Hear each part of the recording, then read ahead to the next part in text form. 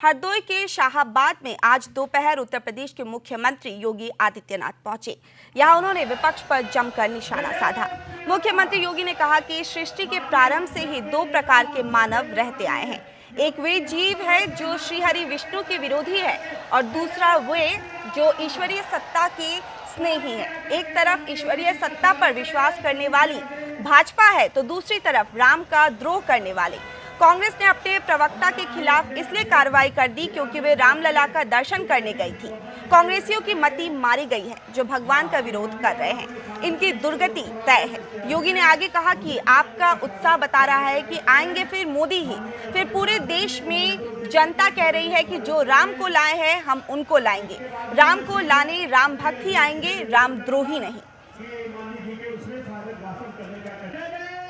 अयोध्या में रामलला का दर्शन करने के लिए गई। अब आप सोचो, इन कांग्रेसियों की मति मानी गई है।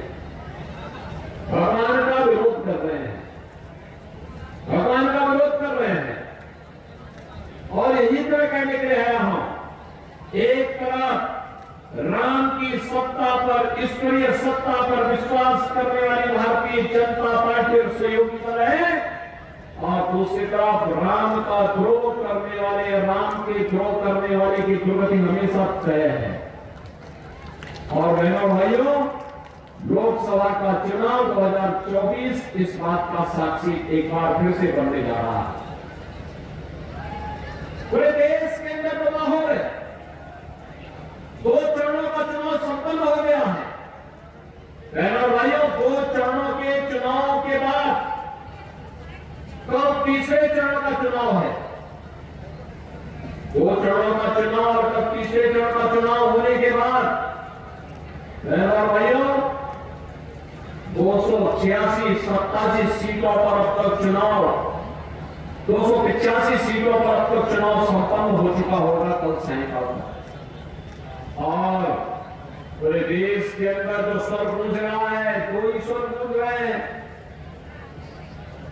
वह है, एक स्वर है जो पूरे देश के अंदर है। वह वृद्ध हो, जवान हो, महिलाएं हो, पुरुष हो, गांव हो, शहर हो, हर ओर एक ही स्वर गूंज रहा है और वह है फिर एक बार मोदी सरकार।